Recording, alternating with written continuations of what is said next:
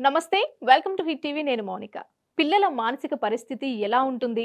తల్లిదండ్రులు పిల్లలతో ఎలా బిహేవ్ చేస్తే బావుంటుంది అనే కాన్సెప్ట్‌తో ఈరోజు మన ముందున్నారు సైకాలజిస్ట్ డాక్టర్ మృదుల కపిల గారు. వారితో మాట్లాడతాం. నమస్తే మేడం. నమస్తే అండి. మేడం ఇప్పుడు తల్లిదండ్రులు పిల్లలని ఎవరితో స్నేహం చేస్తే మంచిది? ఎవరితో చేయకూడదు? అనేది ఏ విధంగా పిల్లలకి తెలియచేయాలి? ఓకే. ఫ్రెండ్‌షిప్ అనేది ఇందాక మనం మాట్లాడినట్టు ట్రస్ట్ ఫ్యాక్టర్ తోటి వచ్చింది. అవును. అండ్ చాలా మటుకు విషయాలలో friends are the best cure. ఏ ప్రాబ్లమ్స్‌కైనా సరే friends are the best cure. మీరు చిన్ననాటి ఫ్రెండ్స్‌ని కలిసారు. ఎవ్రీ నవ్ అండ్ దెన్ వాళ్ళని కలిసారు. మాట్లాడుకున్నారు. ఏదో స్ట్రెస్ రిలీఫ్ ఇందాక మనం మాట్లాడిన స్ట్రెస్ రిలీఫ్ చాలా ఈజీగా వితౌట్ ఎనీ ఎఫర్ట్ అయిపోతుంది. అయితే నాన్ జడ్జ్‌మెంటల్ ఫ్రెండ్స్ ఉండడం కష్టం. అంటే ఏంటి, నీకు ఆస్తి ఉంటే ఒకలా చూడడం, ఆస్తి లేకపోతే ఒకలా చూడడం, నువ్వు బాగా చదువుకుంటే ఒకలాగా, బాగా చదువుకోకపోతే ఒకలాగా, నీకు పేరెంట్స్ ఉంటే ఒకలాగా, ఉట్టి మదర్ ఉంటే ఒకలాగా, లేకపోతే ఉట్టి ఫాదర్ ఉంటే సింగిల్ పేరెంట్ చైల్డ్ లాగా ఉంటే ఒకలా. సో ఇలా చాలా పర్ముటేషన్స్ అండ్ కాంబినేషన్స్ ఉన్నాయి రిలేషన్షిప్ మేనేజ్మెంట్లో.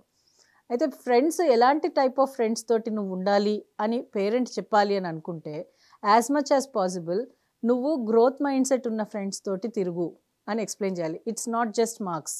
ఓకే. పర్సంటేజెస్ ఎక్కువ ఉన్న వాళ్ళతో కూర్చో, వాళ్ళ పక్కన నేర్చుకో అనే that's important for you to understand.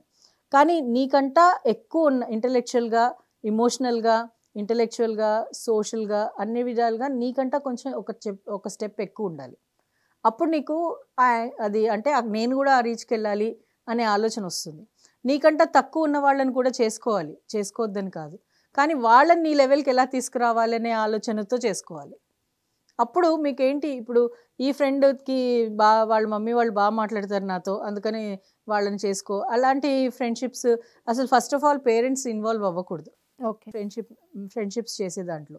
కానీ గమనిస్తూ ఉండాలి. ఎందుకు గమనించాలి అంటే ఈ మధ్యలో ఉన్న అబ్యూజివ్ క్యారెక్టర్స్ ఉండడం మూలాన గమనించాలి, కానీ లేకపోతే అసలు అవసరం లేదు. ఇప్పుడు కృష్ణుడు కుచేలుడు లాంటి ఫ్రెండ్స్ ఎక్కడ ఎగ్జిస్ట్ అవుతున్నారని అయితే నాకు తెలియదు. ప్రతి వాళ్ళకి సెల్ఫిష్ మోటివ్ ఉంటుంది. ప్రతి రిలేషన్షిప్లో సెల్ఫిష్ మోటివ్ ఉంటుంది. సో ఈ సెల్ఫిష్ మోటివ్ని నువ్వు హ్యాండిల్ చేయగలిగితే వాళ్ళతోటి ఉండగలుగుతావు, లేకపోతే ఉండలేవు. అండ్ ఇంకొకటి మేజర్ థింగ్ ఏంటి అంటే ప్రతి రిలేషన్షిప్ నీ లైఫ్ నుంచి వెళ్ళిపోతుంది ఏదో ఒక టైంలో. కొంచెం లాంగ్ టర్మ్ ఉంటుంది, కొన్ని షార్ట్ టర్మ్స్ ఉంటాయి. ఆ షార్ట్ టర్మ్ రిలేషన్షిప్స్ నీ లైఫ్లోంచి వెళ్ళిపోయినప్పుడు నువ్వు బ్రేకప్ అవ్వకూడదు. ఓకే. దాన్ని అంటే రెగ్యులేట్ చేసుకోగలగాలి, ఆ ఎమోషన్స్ని ప్రాసెస్ చేసుకోగలగాలి. ఆ ఎమోషనల్ ప్రాసెసింగ్ ఎప్పుడైతే నేర్పిస్తామో పిల్లలకి, ఫ్రెండ్స్ అనేది ప్రాబ్లం ఉండదు, వాళ్ళకి టెన్షన్ ఉండదు. వాళ్ళు let them make a decision of making their friends. ఓకేనండి.